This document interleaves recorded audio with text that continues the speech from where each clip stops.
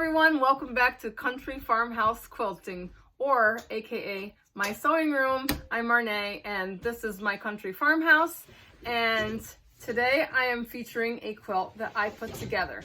This is a freestyle quilt and I built this for a client, and I love this quilt because, as you can kind of say, I am a little dog obsessed, so this was a very fun one for me to put together.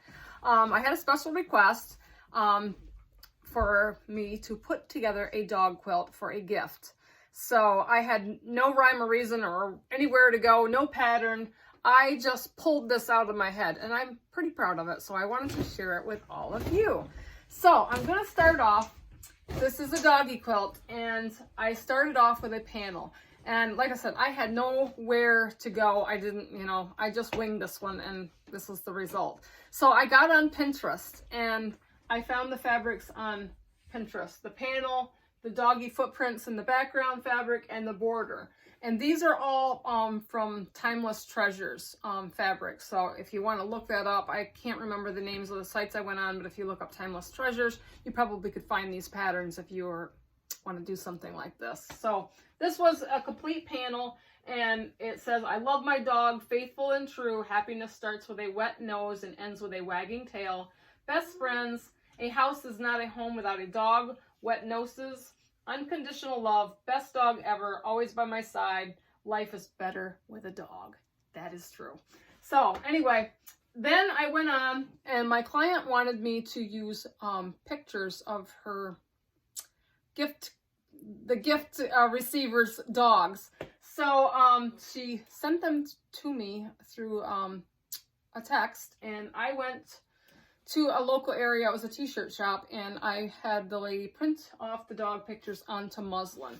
So they almost feel canvasy. I don't know what she used, but she got them on muslin, and I just cut them out and put them into my quilt. So I just built this side of the panel right here to go along with the panel of the dog sayings. And these fabrics all really match nicely. So I got the pictures in there, and I also got a little panel of dog sayings. So I took one of them, and it says, "My human is best of breed and pedigreed." And I just thought that was a really cool thing to kind of put in with the dogs. I even got the dogs' names embroidered on some muslin, and then I cut them out into little doggy shapes, and I put the name of each dog by the picture. I just thought that was a really nice touch. I had to get the person that was having me make this quilt, get her opinion and everything. And then this dog here, this is really cool. This is one of my creations. I saw this picture on Pinterest. I'm a huge Pinterest fan, and I get on there and I look for a lot of inspiration. And being the creative kind of girl I am, I got in my scrappy bin and I found some velvet, and this is black velvet, and you can almost pet this dog. And I just did some rectangles and half square triangles. I did a little square and did a half and sewed it diagonally to make the angle of the tail here. And then this one here is just a half square triangle. The body was kind of a rectangle, and then I sewed some squares on the corners, and flipped them up and cut the back off to make the shoulders. The little red collar, the head here was a rectangle. The top of the ears are a half square triangle, and then these little backs of the ears are like the flaps that you can't see when the ears are kind of folded.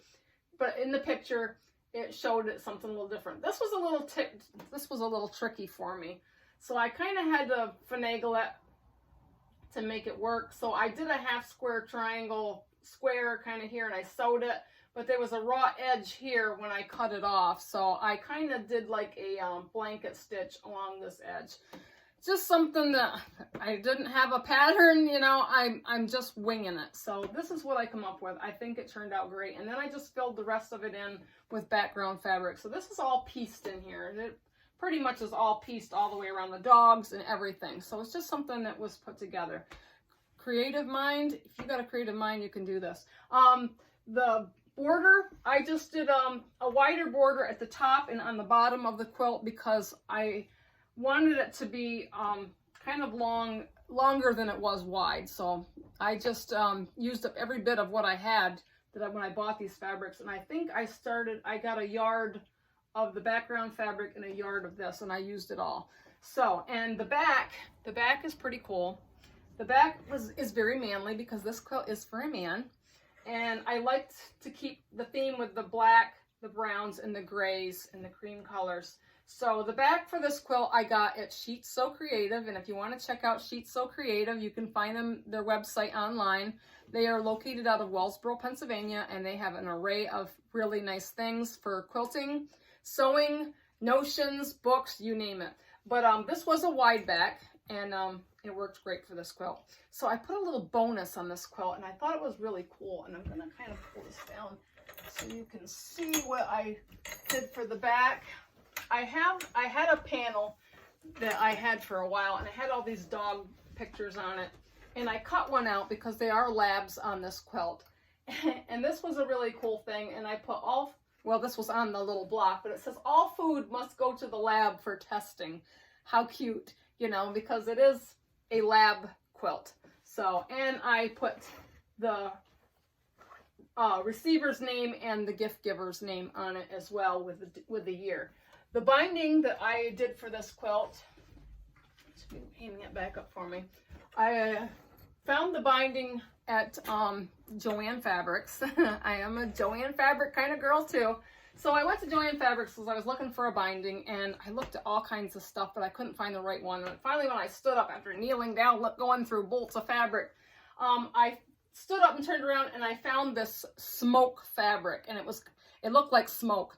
And it was like the black and gray, and I'm like, that's it, that's what I want. So that's what I bought, and I bought a half a yard of that, and I did a really nice smoke binding that really goes nicely with the front and the back of the quilt. So I'm really, really super happy with this quilt, and I hope that the gift giver and the gift receiver love it as much as I do, because I really enjoyed making this one. Oh, and by the way, the quilting, Country Farmhouse Quilting. I can't leave out the quilting. The quilting, I did the doggy paws. I forget what the name of it is called. Paws and Swirls, that's what it was. So I did the paws and swirls, and if you've seen my Jeep quilt that I built, check that out. I did the same quilting on this quilt as I did my Jeep dog quilt. It has different sizes of paws and little swirls in here, and it's just very fitting for the dog quilt, and it kind of goes through the pictures, but it turned out really nice. So it is December, it's gift giving month, and I have a lot of home style gifts to share with you, so stay tuned to my channel. I have some really good ones for an old-fashioned Christmas that won't hardly cost you anything if you got scraps and a creative mind. So hang in there. I will chat at you later. Stay tuned to my channel. And if you like my video of my great little doggy quilt, please like, please subscribe, show me your comments. I read them all. I don't always get back to them right away, but I do read them, and I love to hear from all of you. So stay tuned, and I will chat at you soon.